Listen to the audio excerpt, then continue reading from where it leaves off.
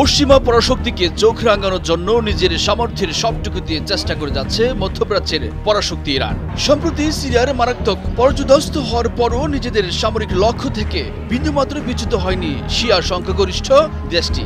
এর মধ্যেই সামনে এলো ইরানের সামরিক সাফল্যের এক চাঞ্চল্যকর সফলতার গল্প। বলা হচ্ছে ইরানের এই সফলতার পিছনে মধ্যপ্রাচ্যের ইসরায়েল ও যুক্তরাষ্ট্রকে অনেকটাই হুমকিতে ফেলবে। এমনকি সামনের দিনগুলোতে পশ্চিমা আগ্রাসন ও নজরদারির জন্য বড় হুমকি হয়ে দেখা দিবে ইরানের নতুন এই সামরিক সাফল্য।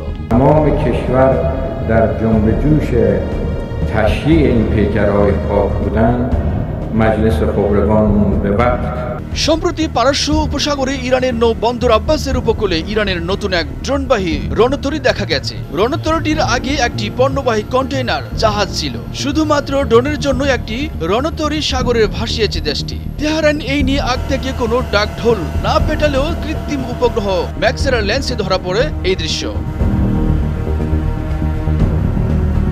একই ধরনের তিনটি রণতরী তৈরি করছে ইরান। এর মধ্যে প্রথমটি হলো শহীদ বাঘেরি, দ্বিতীয়টি শহীদ রৌদাকি এবং তৃতীয়টি শহীদ মাহাদাবি।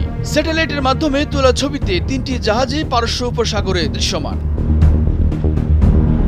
শহীদ বাঘেরিকে বলা হচ্ছে ফরওয়ার্ড বেস শিপ। এতে বোঝা যায় প্রযুক্তির দিক থেকে ইরান কতটা গিয়েছে।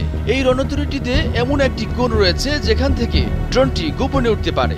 এর রানওয়ে খুবই সংক্ষিপ্ত, শুধু ড্রোনের জন্য তৈরি করা। এর উপরিভাগে একটি স্কি জাম্প রয়েছে। এই প্রযুক্তিটি বিমানবাহী রণতরীর মতো দেখতে হলেও ছোট রানওয়ে দেখে ধারণা করা যায় এটি শুধু ড্রোন ও হেলিকপ্টার পরিচালনার জন্য ব্যবহার করা হতে পারে। নতুন ৩ ড্রোনবাহী রণতরীর মাধ্যমে ইরানি নৌবাহিনী মনুষ্যবিহীন আকাশ যুদ্ধে আরও এগিয়ে গেল।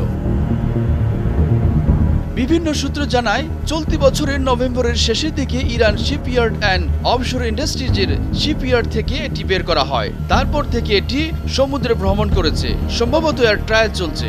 পশ্চিমা নিষেধাজ্ঞার বহু বছর পরেও ইরান নিজস্ব সশস্ত্র ড্রোন ব্যবহার তৈরি করছে। এই ড্রোন অঞ্চলটির বিভিন্ন যুদ্ধক্ষেত্র এবং ইউরোপেও ছড়িয়ে পড়েছে। ইউক্রেনের বিরুদ্ধে রাশিয়ানরা ব্যাপকভাবে ইরানের শাহেদ ড্রোন ব্যবহার করছে। তাই বিশ্লেষকরা বলেছেন ইরানের ভয়াবহ এই অস্ত্র দেখে ভয়ে কাঁপছে ইসরায়েল। অন্যদিকে ঘুম হারাম হয়ে গেছে দেশটির।